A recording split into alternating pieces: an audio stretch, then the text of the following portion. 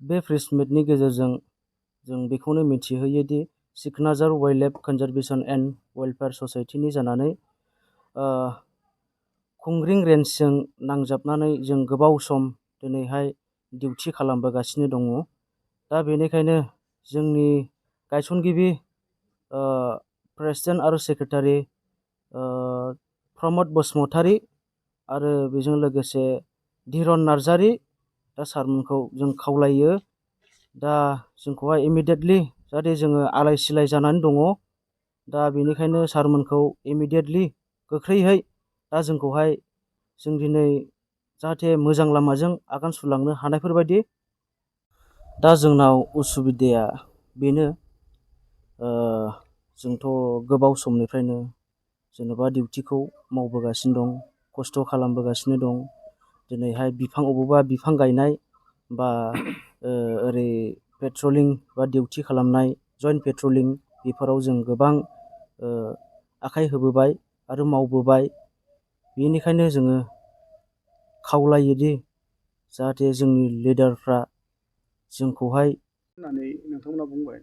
दा माबायदि थासारियाव दङ बे NGO निफ्राय आगोलनि बायदि डिउटि खालामनाय बेफोर जायोना जाला?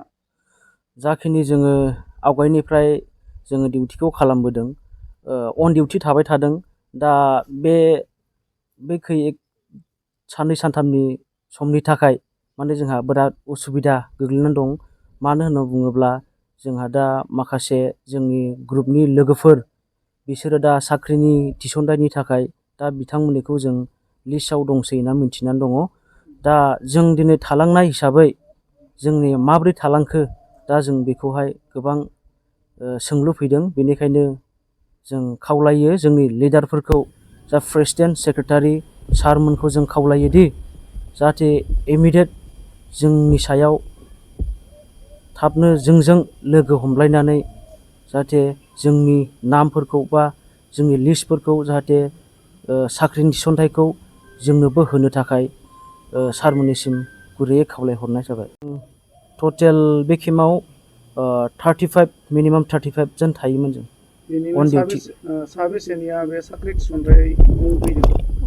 बेनि गेजेराव जेन'बा खोनानो मोनदों 22 बा 23 बेनि गेजेराव जों खोनानो मोनदों। जों थालांनाया दा बेयाव खमसे खम मिनिमाम 30 जनसो जागोन जों। 30 जन।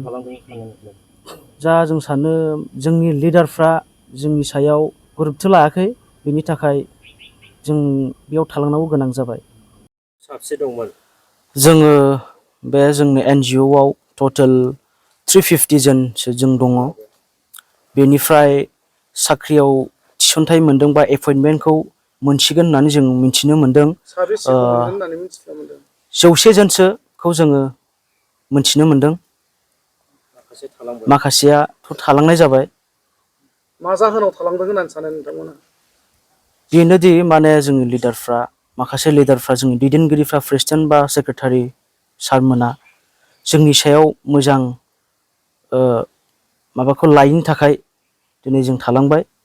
बेनि थाखायनो जोङो सारमोनखौ खावलायबावदों जाहाथे जोंजों नुजाफैनानै जाहाथे जोंखौबो मोजां लामायाव बा साख्रिनि मोनसे लामायाव थिसनथाइ होनो थाखाय गुरैयै खावलायहरनाय थाबाय। सरकारखौ माबा बुंहरगोन नामा? सरकारनि सायाव बेखौनो खावलायगोन दि जोङो जोंनि BTC सरकार, जोंनि चिफ हाग्रामा महिलारि सारखौबो जोङो खावलायगोन जाहाथे जोंनि बे NGO खौ जाहाथे नायफिनो, बिनि थाखाय जाहाथे सारनिसिम खावलायहरनाय थाबाय। नोंथांमोना जिहेथु नोंथांमोननि बे साख्रिनि थिसनथाइ माखासेनि जाबाय, माखासे थालांबाय, नोंथांमोननिया जाफुङाब्ला इयुनावहाय आयेनारि राहा बा RTIफोर होनायनि माबा राहा लागोन नामा नोंथांमोना? बेखौ जोङो एक्जेक्टलि जोङो दायो स्ट्रंलि बेखौ जों बुंनो थाङा। माने जोंनिया जुदि उनफ्रावहाय जेबो बेबस्था जायाब्ला, जों दिनै खस्थ' डिउटि मावबाय थानानै जोंहा जुदि जेबो मोनाब्ला आरो जायाब्ला, अब्ला जों बेखौ आयेननि राहा लामा लानाय जागोन।